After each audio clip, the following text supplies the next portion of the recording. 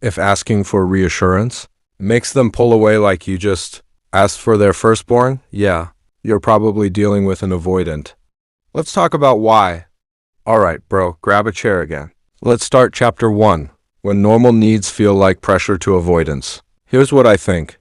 One of the most confusing things about avoidance is this. You ask for something normal, reassurance, consistency, clarity, and they react like you just asked them to donate a kidney. Like, relax. I said, can you check in more? Not, let's merge souls and share passwords. But to them, those two things feel dangerously close. Why normal doesn't feel normal to them? You won't believe this, but avoidants don't experience emotional needs the way most people do. For you, reassurance feels like, I just want to feel secure. For them, reassurance sounds like, I am now responsible for regulating your emotions forever. And that's where the panic starts. Their brain goes, if I reassure them today, I'll have to do it tomorrow. If I do it tomorrow, it becomes an expectation. If it becomes an expectation, I lose my freedom. So suddenly, a simple need turns into a long-term obligation in their head. Can you imagine living like that? Every emotional request feels like a contract you didn't read before signing. Why reassurance feels like pressure, even when it's gentle? This part is important. You might say, I just want to know where I stand. Very reasonable. Very adult. But an avoidant hears, tell me how you feel. Right now, clearly and consistently, and clarity, emotional clarity, is terrifying for someone who survives by staying emotionally vague, because once things are defined, they can't hide behind confusion anymore. So instead of answering, they pull back. Not because your need is wrong, but because their system isn't built to handle emotional visibility. The joke but not really joke. Honestly, avoidants treat emotional needs like spam emails. They see it and think, I'll deal with this later. Except later never comes. And the inbox keeps filling up. Then one day they explode and say, you're asking for too much. And you're sitting there like, I asked for one reply a day. Are we okay? That disconnect is brutal. Why asking calmly still doesn't help? People always say, just communicate calmly. Listen, you could whisper your needs on a handwritten note tied to a dove. It still wouldn't land. Because the issue isn't how you ask. It's that you're asking at all. Any emotional need triggers the same alarm. Someone wants something from me emotionally. And emotional demand, real or imagined, equals pressure in their nervous system. The freedom versus connection dilemma. Avoidants are stuck in a constant tug-of-war. They want connection, but they also want autonomy. And instead of learning how to balance both, their system chooses autonomy every time. So when you express a need, their brain frames it as, connection is now costing me my independence. Which is why reassurance, something that actually builds safety, feels like a threat to them. Backwards? Yes. Real? Also yes. Why you start feeling too much?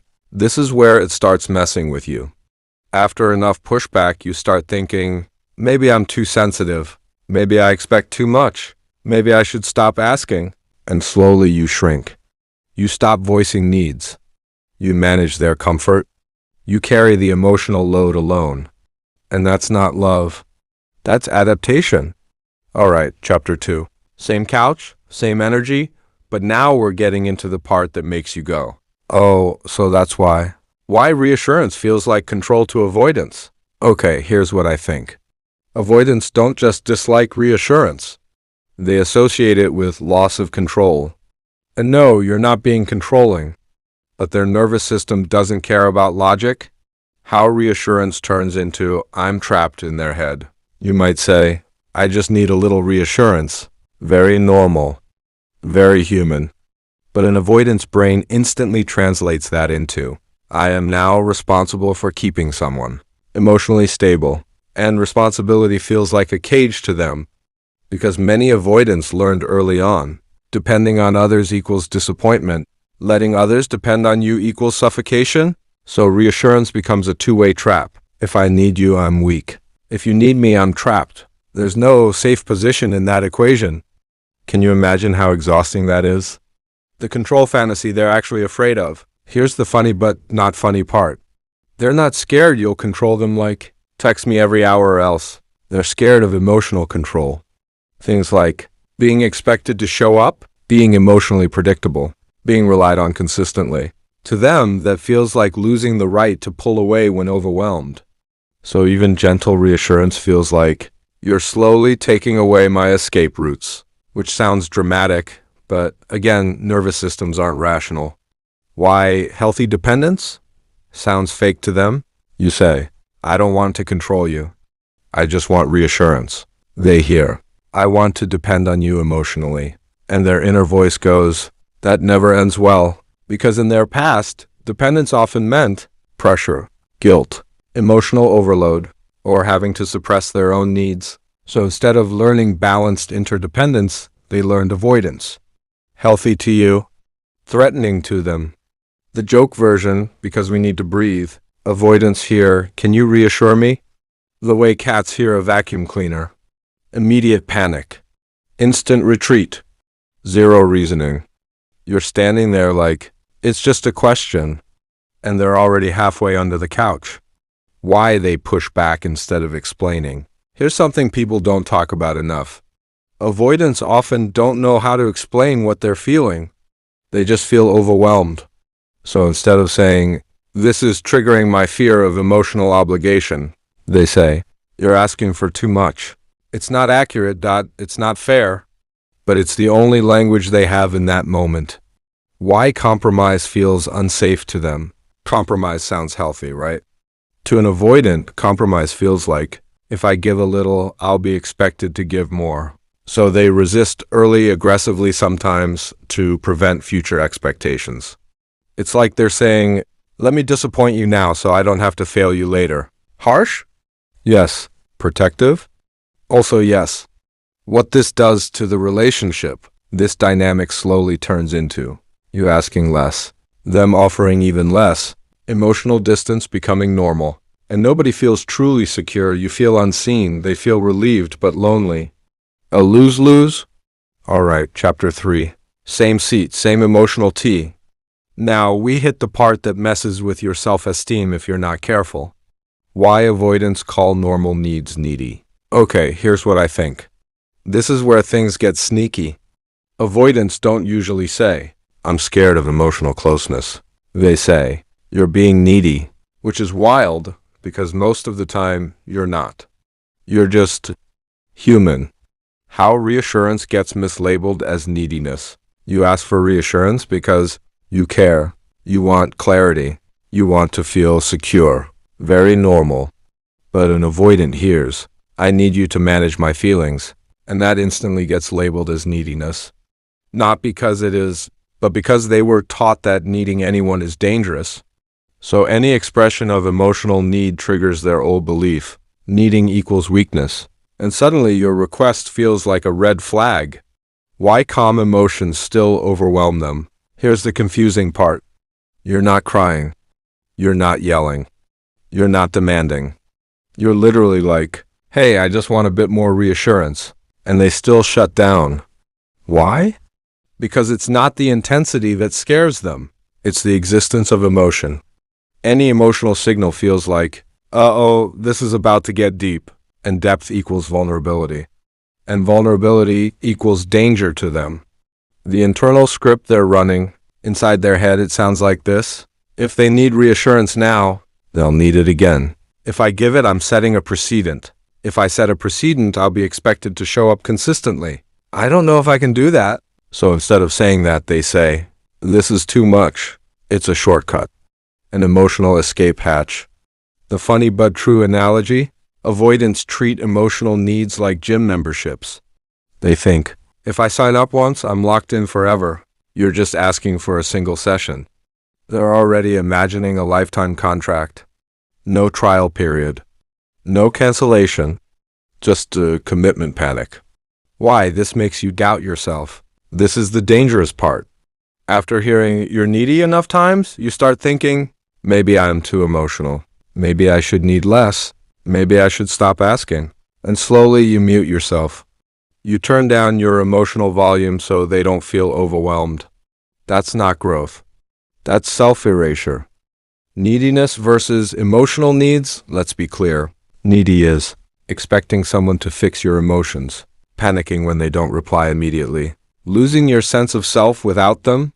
Emotional needs are wanting reassurance, wanting consistency, wanting to feel emotionally safe. One is unhealthy dependence.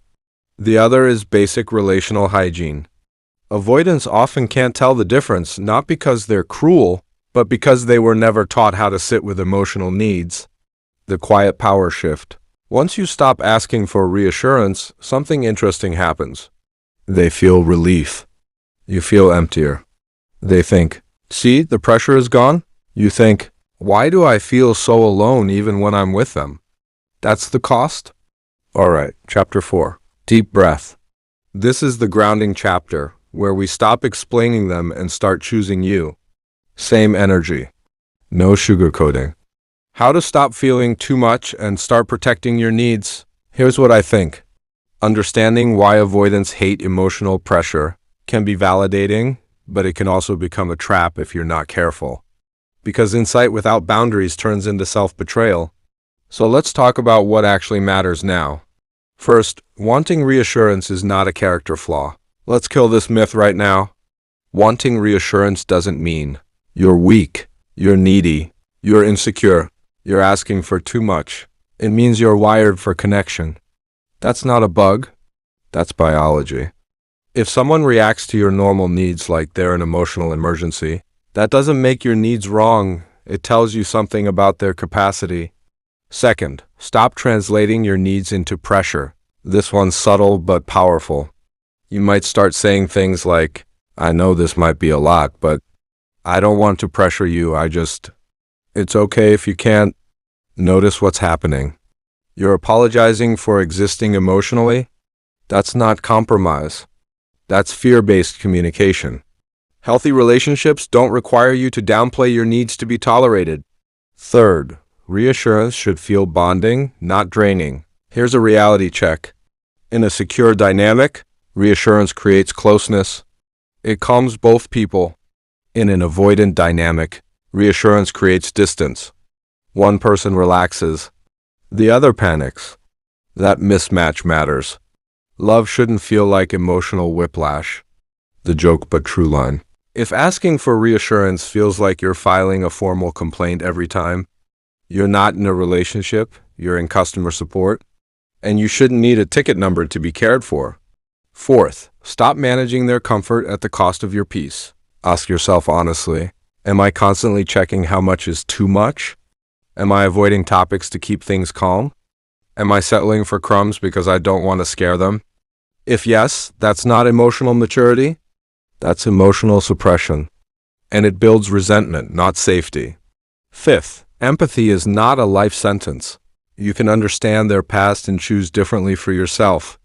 You can say, I get why this is hard for you, and I still need more. If they can't meet you there, the answer isn't to need less. It's to accept the incompatibility. That's not failure. That's clarity. The final grounding reminder, read this slowly.